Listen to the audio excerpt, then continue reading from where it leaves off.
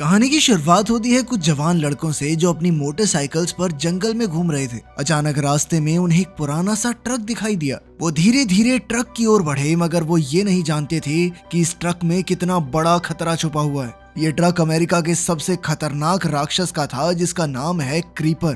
खैर, लड़के बिना बात के ही पंगे लेने लगे। लूक नाम के एक लड़के ने पत्थर उठाकर ट्रक के शीशे पर दे मारा, लेकिन इस खतरनाक ट्रक में कोई मामूली कांच नहीं था, बल्कि पत्थर तो कांच से लगकर वापस लूक के सर पर आ लगा। वहीं दूसरी ओर कर्क नाम के एक लड़के ने छानबीन करते हुए ट्रक का पिछला दरवाजा खोल दिया और अंदर देखते ही सबकी हालत पतली हो गई। अंदर एक सफेद बैग था, जिससे साफ पता चल रहा था कि उसके अंदर किसी इंसान की लाश है। अब कर्क उसे देखने आगे बढ़ा तो उसे बहुत तेज स्मेल आई, और जैसे ही वो पीछे हटा तो अचानक बहुत तेजी से ट्रक का दरवाजा बंद हो गया। ये देखकर वो सभी बेहद डर गए और तुरंत अपनी मोटरसाइकिल्स पर भाग निकले। तभी अचानक ट्रक के पीछे से तेज धार रफ्तार में एक रस्सी निकली, जिसके सिरे पर नुकीला चाकू लगा हुआ था, और वो सीधा कर्क की टांग में जा लगा। खुशकिस्मती से उसके दोस्तों ने उसका साथ नहीं छोड़ा और उसे अपने कंधों का सहारा देकर खड़ा किया। फिर उन्होंने मदद के लिए किसी को फोन करने की कोशिश की, मगर जंगल में सिग्नल ही नहीं था। उन्होंने अपने हाथों से कर्क की टांग में लगा चाकू निकालने की कोशिश की, मगर वो बहुत ही अंदर तक घुसा हुआ था।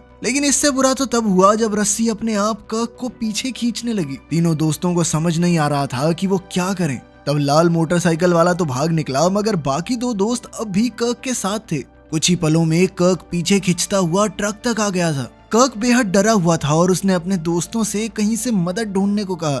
जैसे ही एक दोस्त ने फोन बाहर निकाला तो अचानक ऊपर से कुछ आवाज आई और आसमान से एक लाश जमीन पर आ गिरी। इससे पहले वो कुछ कहते या करते, एक विशाल राक्षस अपने पंख फड़फड़ाता हुआ ट्रक की छत पर आ खड़ा हुआ। उसे देखते ही बाकी दो दोस्त भी घबराकर भाग पड़े। इधर क्रीपर जमीन पर आया और ट्रक का पिछला दरवाजा खोला। फिर उसने अपना हाथ उठाया तो अचानक एक भाला उसके हाथ में आ गया। क्रीपर ने भाग रहे लड़कों पर निशाना साधा और एक ही निशाने में भाला दोनों के शरीर के आर पार हो गया। कुछ देर दर्द में करहाने के बाद उनकी मौत हो गई। इसके बाद क्रीपर ने अपना भाला निकालकर वापस ट्रक में रखा और अपने अगले शिकार को ढूंढने की तैयारी करने लगा। पर तभी अचानक उसे तेज सुगंध आई, जिससे वो समझ गया कि आसपास कोई और इंसान भी है। ये कर्क का चौथा दोस्त था जो पहले ही भाग निकला था। क्रीपर ने अपनी सूंघने की शक्ति से उसका पता लगाकर उसे भी मार गिराया। फिर हमें पता चलता है कि ये क्रीपर हर 23 साल बाद जागता है और पूरे 23 दिन के लिए वहशी दरिंदा बनकर इंसानों का शिकार करता है। खैर, इसके थोड़ी देर बाद पुलिस को क्रीपर का ट्रक मिला तो उन्होंने पीछे का दरवाजा खोला, जहाँ उन्हें कई सारी लाशें मिली। इस खटारा ट्रक में न जाने कितनों की गली सड़ी लाशें और कंकाल पड़े थे, जिन्हें देखकर ऑफिसर्स का खून सूख गया। फिर एक ऑफिसर ने और छानबीन के लिए अंदर हाथ डाला और अचानक वही शिकंजा तेजी से आ गिरा, जिससे ऑफिसर की बाजू कट गई। किसी ने भी ये नहीं सोचा था कि इस पुराने ट्रक में इतने जाल छुपे होंगे। इस शिकंजे की वजह से अब वो लाशों को भी बाहर नहीं निकाल सकते थे, और ये सब देखकर शेरिफ डेविड काफी निराश था। उसी समय और पुलिस की गाड़ियां वहां आई और तब हमें पता चला कि सरकार ने इस क्रीपर को पकड़ने के लिए एक खास स्क्वाड बनाया था और इस टीम का लीडर था कैप्टन डैन। इधर डैन और डेविड केस के बारे में बातचीत कर रहे थे और उधर बाकी ऑफिसर्स ट्रक का दरवाजा खोलने में लगे थे। तभी अचानक ट्रक से चाकू वाली रस्सी ने तेजी से हमला किया, जिससे डैन मरते मरते बचा। इस खौफनाक मंजर को देखकर सब काफी डर गए और अब किसी की भी उस ट्रक के पास जाने की हिम्मत नहीं हो रही थी। फिर थोड़ी देर बाद डेविड ने डैन को अकेले में ले जाकर बताया कि क्रीपर ने अब तक 3 ऑफिसर्स और कई आम लोगों की जान ले ली है। तभी कुछ ऑफिसर्स ने उन्हें खबर दी कि क्रीपर के ट्रक को टो कर लिया गया है। ये सुनकर डैन गुस्से से भर गया, क्योंकि वो जानता था कि क्रीपर अपने ट्रक को किसी भी हालत में वापस हासिल करके रहेगा। इसका मतलब ये था कि टो ट्रक ड्राइवर की जान खतरे में थी।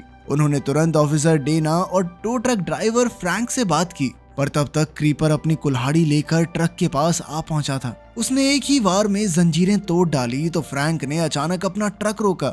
उन्होंने देखा कि क्रीपर का ट्रक छूटकर पीछे जा चुका था। डेना और फ्रैंक ने पास जाकर देखा तो क्रीपर ट्रक के ऊपर खड़ा उन्हें घूर रहा था। तब उन्हें पता चला कि ये ट्रक अपने आप बिना किसी ड्राइवर के चल सकता था। अब क्रीपर को अपना ट्रक मिल गया था, इसीलिए वो उन्हें बिना नुकसान पहुंचाए हंसते हुए वहां से चला गया। डेना और फ्रैंक को लगा कि उनकी जान बच गई, पर कुछ ही पलों में उन्होंने देखा कि क्रीपर का ट्रक वापस लौट आया था। इस वक्त फ्रैंक हद से ज्यादा डरा हुआ था और अब ट्रक थोड़ी दूर आकर रुक गया, मगर क्रीपर कहीं दिखाई नहीं दे रहा था। डेना और फ्रैंक ने आसपास नजर दौड़ाई तो अचानक क्रीपर हवा से फ्रैंक के ऊपर कूद पड़ा। डेना ने तुरंत उस पर अपनी बंदूक तान दी, पर क्रीपर ने उसे देखकर इशारा किया, जिससे वो समझ गई कि इस बंदूक से क्रीपर का कुछ नहीं बिगड़ने वाला। अब क्रीपर उसकी आंखों के सामने से फ्रैंक को उड़ाकर ले गया और वो बेचारी चुपचाप खड़े रहने के अलावा कुछ नहीं कर सकी। जल्द ही डैन और डेविड वहां पहुंचे तो उन्होंने देखा कि डेना ड्राइवर सीट में दुबक कर बैठी थी। इसके बाद अगली सुबह हम देखते हैं कि एक कौवा एक घर के दरवाजे पर आ बैठा था और फिर एक बूढ़ी औरत घर से बाहर निकली और पेड़ को देखने लगी। तब एक इंसान ने उसे हाथ के इशारे से बुलाया। इस औरत का नाम गेलन था और वो इस इंसान को देखकर काफी दुखी थी। असल में ये कोई इंसान नहीं बल्कि उसके मर चुके बेटे केनी की आत्मा थी। असल में आज से 23 साल पहले जब क्रीपर आया था तो केनी ने क्रीपर को एक आदमी को अगवा करते देख लिया था। केनी तुरंत अपनी गाड़ी से बाहर आकर उसे ढूंढने लगा तो अचानक आसमान से कटा हुआ हाथ उसके सामने आ गिरा। ये किसी और का नहीं बल्कि क्रीपर का ही हाथ था और वो कटने के बाद भी हिल डुल रहा था। अब केनी ने उसे उठाया और अपने साथ घर ले आया और घर के सामने वाले पेड़ के नीचे उस हाथ को दफना दिया। अब 23 साल बाद क्रीपर फिर से लौटा था और केनी ये जानता था कि वो अपना कटा हुआ हाथ लेने जरूर आएगा। केनी की आत्मा ने अपनी माँ को उसकी भतीजी एडिसन के साथ शहर छोड़ देने को कहा, नहीं तो वो क्रीपर का अगला शिकार होंगे। खैर अगले दिन एडिसन अपने घोड़े के लिए चारा लेने दुकान पर गई मगर उनका पहले ही काफी उधार बाकी था, इसलिए दुकानदार ने उसे चारा देने से इनकार कर दिया। अब एडिसन निराश होकर घर वापस जाने लगी तो दुकानदार के बेटे बडी को उस पर तरस आ गया। बडी काफी समय पहले से एडिसन को पसंद करता था, इसलिए उसने खुद ही एडिसन की मदद करने का फैसला किया। वो अपने पिता की मंजूरी के बिना ही एडिसन के घोड़े के लिए काफी सारा चारा ले आया। ये देखकर एडिसन थोड़ी शर्मिंदा हुई पर उसने चारा ले लिया। उसने बडी से वादा किया कि वो जल्द ही उसके सारे पैसे लौटा देगी। इसके बाद बडी एडिसन के साथ तबेले में चारा रखवाने गया। रास्ते में एक खेत में उन्होंने कई घोड़ों को डर के मारे भागता देखा। तब बडी ने बाहर निकल कर देखा कि खेत का मालिक काफी घबराया हुआ था। मजदूर एक टैंक के नीचे छुपे हुए थे। ऐसा लग रहा था मानो उन्होंने कोई खौफनाक मंजर देख लिया हो। फिर खेत के मालिक ने बडी को तुरंत पुलिस को फोन करने को कहा। अब बडी अपनी गाड़ी में जाकर पुलिस को फोन करने ही वाला था कि अचानक एक खून से सना आदमी उनकी खिड़की पर आ गया, जिससे वो दोनों चिल्ला पड़े। इससे पहले कि वो इस सदमे से बाहर आते एक और काला साया उनके सर पर मंडराने लगा। ये कोई और नहीं बल्कि क्रीपर था जो टैंक के नीचे छुपे मजदूरों को पकड़ने आया था। जब बडी और एडिसन ने टैंक के पलटने की आवाज सुनी तो वो समझ गया कि क्रीपर उनके पीछे ही मौजूद है। उन्होंने देखा कि क्रीपर ने मजदूरों को छोड़ दिया। जब एडिसन और बनी ने फिर से वहां देखा तो क्रीपर गायब हो चुका था। बडी ने तुरंत ट्रक स्टार्ट करके वहां से निकलने की सोची मगर ट्रक तो स्टार्ट ही नहीं हो रहा था। तभी अचानक क्रीपर उनके सामने आ गया और अपनी आंखें बंद करके अपने आसपास मौजूद डर के भाव को महसूस करने लगा। क्रीपर को बडी से ज्यादा एलिसन में दिलचस्पी थी। वो अचानक उड़कर एडिसन की तरफ आ गया और अपनी उंगली से खिड़की का खून साफ करने लगा। फिर वो एडिसन के शरीर की सुगंध ले रहा था और जल्द ही वो समझ गया कि एडिसन ही उसका असली शिकार है। वो खुशी में चिल्ला उठा जिससे खिड़की का कांच तक चकनाचूर हो गया। फिर उसने एक ही वार में खिड़की तोड़कर ट्रक को गिरा दिया और एडिसन को दबोच लिया। जब तक बडी को एहसास हुआ कि ये सब क्या हो रहा है तब तक तो क्रीपर एडिसन को लेकर उड़ गया था। फिर हम देखते हैं कि क्रीपर ने एडिसन को मारा नहीं बल्कि उसे अपने ट्रक के पिछले हिस्से में फेंक दिया और खुद अगले शिकार पर निकल गया। तब वहाँ एडिसन की नजर कर्क पर पड़ी। ये वही लड़का था जो शुरुआत में ट्रक के चाकू से जख्मी हो गया था। वो दोनों एक छोटे से टाउन से थे, इसीलिए उन्होंने एक दूसरे को पहचान लिया। फिर उन्होंने क्रीपर के वापस लौटने से पहले ही भाग निकलने का प्लान बनाया। कर्क जानता था कि पिछले दरवाजे पर तो जाल बिछा हुआ है, इसीलिए उसने आगे के दरवाजे से निकलने का सोचा। मगर वो ये नहीं जानता था कि आगे की सीट पर भी ऐसा ही खतरा मंडरा रहा था। जैसे ही कर्क ने हैंडल को छुआ तो साइड से तेज रफ्तार में एक भाला निकला जो सीधा कर्क के सर के आर पार हो गया। ये देखकर एडिसन का खून सूख गया और वो वहीं जमी रह गई। वहीं दूसरी ओर खेत में गेलन अब भी यही पता लगाने की कोशिश कर रही थी कि 23 साल पहले उसके बेटे के साथ क्या हुआ था। उसने केनी की आत्मा की एक ना सुनी और जमीन में गड़ा हुआ क्रीपर का हाथ बाहर निकाल लिया। उसने हाथ को टेबल पर रखा तो उसने देखा कि वो हाथ अब भी हिल रहा था। फिर गेलन ने घबराते हुए धीरे धीरे अपना हाथ उसकी ओर बढ़ाया। अचानक क्रीपर के हाथ ने गेलन का हाथ जकड़ लिया और उसे हवा में उड़ा दिया। गेलन की आंखें सफेद पड़ गई और उसका शरीर अजीबोगरीब तरह से मुड़ने लगा। उसी दौरान डैन और डेविड अपनी टीम के साथ मिलकर क्रीपर को पकड़ने की तैयारी कर रहे थे। तभी टीम मेंबर माइकल अपने मॉडिफाइड ट्रक पर वहां आया। उसने एक जबरदस्त बंदूक रखी हुई थी जो 1 मिनट में 6000 राउंड्स फायर कर सकती थी। माइकल को पूरा यकीन था कि इस हथियार से वो क्रीपर का खात्मा कर सकेंगे। खैर टीम के इकट्ठा होते ही उन्होंने क्रीपर की तलाश शुरू कर दी। उधर गेलन को जब होश आया तो उसने डैन और डेविड को फोन करके अपने यहाँ बुलाया। असल में गेलन ने क्रीपर के हाथ को छुआ तो उसे क्रीपर की असली कहानी दिख गई थी। वो समझ गई थी कि ये क्रीपर कौन है और ये इस रूप में कैसे आया, मगर गेलन ने कहा कि वो ये सच डैन और डेविड को नहीं बता सकती और उन्होंने भी गेलन पर ज्यादा दबाव नहीं डाला। अब डैन खुद क्रीपर का राज जानना चाहता था, इसलिए उसने क्रीपर का हाथ छूने का फैसला किया। डेविड ने उसे रोकने की बहुत कोशिश की मगर कोई फायदा नहीं हुआ। अचानक क्रीपर के हाथ ने उसका भी हाथ जकड़ लिया और डैन उसी पल बेहोश हो गया। उसकी टीम ने उसे तुरंत नीचे उतारा और जमीन पर गिरते ही उसकी आंखें सफेद हो गई और उसका शरीर भी अजीबोगरीब तरह से मुड़ने लगा। कुछ देर बाद जब डैन को होश आया तो वो एकदम हक्का बक्का था। जब डेविड ने उससे पूछा कि उसने क्या देखा तो डैन एकदम चुप रहा। उसी समय माइकल को हाईवे 9 पर एक पलटी हुई गाड़ी की खबर मिली तो वो समझ गया कि ये क्रीपर का ही काम होगा। ये सुनकर डैन ने क्रीपर का खात्मा करने के अपने प्लान को अंजाम देने का फैसला किया। इस बार माइकल आगे था और डैन और डेविड उसके पीछे क्रीपर को ढूंढने निकले। जल्द ही उन्हें हाईवे 9 पर क्रीपर का ट्रक दिखाई दिया। तब डेविड ने गुस्से में ट्रक के टायर पर गोली चला दी, लेकिन उसके तो टायर भी बुलेट प्रूफ थे और उनकी गोलियां टायर से टकराकर वापस उनकी ही गाड़ी पर लग गई। फिर डेविड ने ट्रक पर गोली चलाई पर वहां भी ऐसा ही हुआ। अब क्रीपर ने ट्रक में एक बॉम्ब उनकी ओर छोड़ा पर डैन ने ऐन वक्त पर गाड़ी मोड़कर खुद को बचा लिया, लेकिन इस बॉम्ब में तो ट्रैकिंग सिस्टम था और वो एक बार फिर उनकी ओर आने लगा।